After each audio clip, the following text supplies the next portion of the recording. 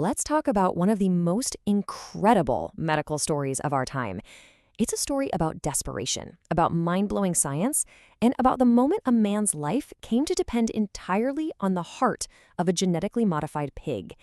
This is the story of that heart. You really can't get more high stakes than this. You have a man whose heart is failing, completely beyond repair. He's run out of time, he's run out of options. The only thing left on the table was a procedure that had never, ever been successfully done on a living person before.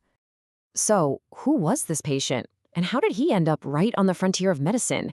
You have to remember, for him, this wasn't just some experiment. It was his last and only resort. He was a 57-year-old man, and his heart had pretty much just given out. His ejection fraction, that's a key measure of the heart's pumping power, was down to just 10%. Now, to put that in perspective, a healthy heart is pumping away at over 50%. He was only being kept alive by an echo machine, and he'd already been deemed ineligible for a human transplant. So yeah, this experimental procedure was literally his only path forward. And if you want to see just how bad it was, take a look at this pre-surgery chest x-ray. His heart is dangerously enlarged. It's swollen. The condition is called cardiomegaly. What you're looking at is the image of a heart that has basically worked itself to exhaustion and just can't do its job anymore. So the big question is, how on earth do you make a pig's heart work inside a human body? Well, the answer wasn't just in the surgery itself, but in the revolutionary science that came before it, creating what the researchers called the 10-gene edit heart.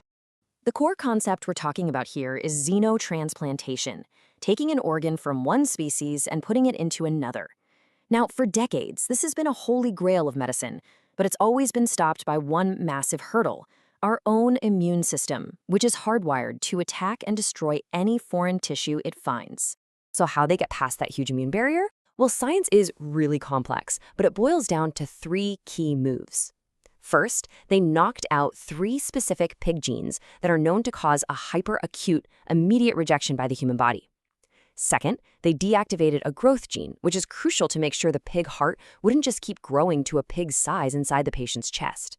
And finally, they actually added 6 human genes to make the pig heart seem less foreign, helping the body accept it and preventing dangerous blood clots. After the surgery, the entire medical world basically held its breath. And for weeks, the results weren't just good, they were absolutely stunning. It honestly looked like a miracle was unfolding in real time. The change was just immediate and so dramatic. On the left, that's the failing heart we saw earlier. And on the right, that's the new pig heart, the xenograft, right after surgery. The difference in size is just striking. It was a perfect fit, and it started working right away. The progress was just remarkable.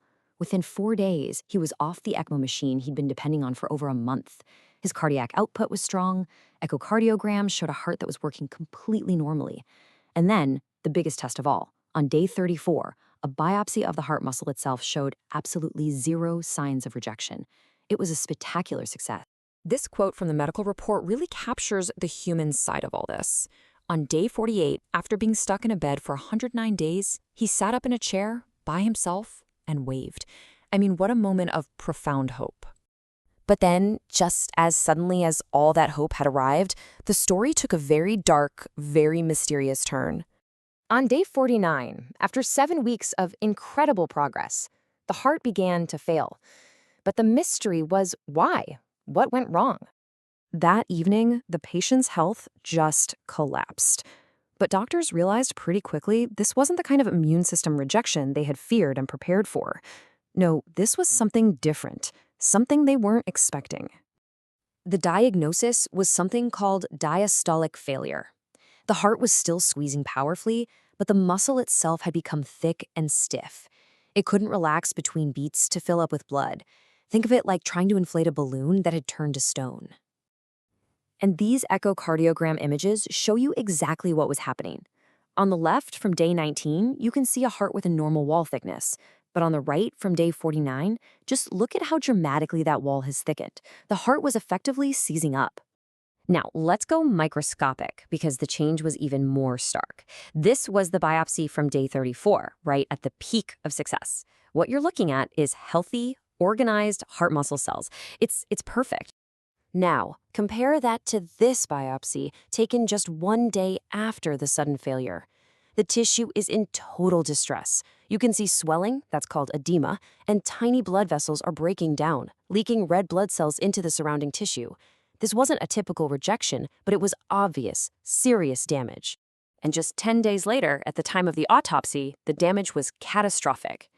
This slide shows widespread cell death, that's necrosis, and such severe swelling that it has pushed all the heart cells apart. The injury was completely irreversible. The patient's journey had come to a tragic end, but for the scientists, the investigation into what happened was just getting started, offering absolutely critical lessons for the future. So the autopsy confirmed it. The damage didn't fit the pattern of a classic organ rejection. That left a huge mystery. But scientists did find a clue: a pig virus called porcine cytomegalovirus, or PCMV. They found it in the patient's blood starting way back on day 20. The leading theory now is that this virus was dormant in the donor pig, but it woke up, it reactivated inside the human patient, and triggered this unique and fatal form of heart failure. Proving that connection is now the focus of intense investigation. And if you want to understand the sheer physical toll of this failure, just look at this number. The heart nearly doubled in weight in just 60 days. It swelled from 328 grams to 600 grams.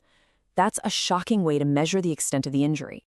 So after 2 months, with the xenograft damaged beyond any hope of recovery, the difficult but compassionate decision was made to withdraw life support. This patient's incredibly courageous act gave the world 60 days of data, 60 days of insight, and 60 days of hope. This procedure proved that xenotransplantation is no longer science fiction. It failed, yes, but it also succeeded in ways that will absolutely pave the path for the next attempt. Which leaves all of us with the critical question: this heart lasted 60 days. How long will the next one last?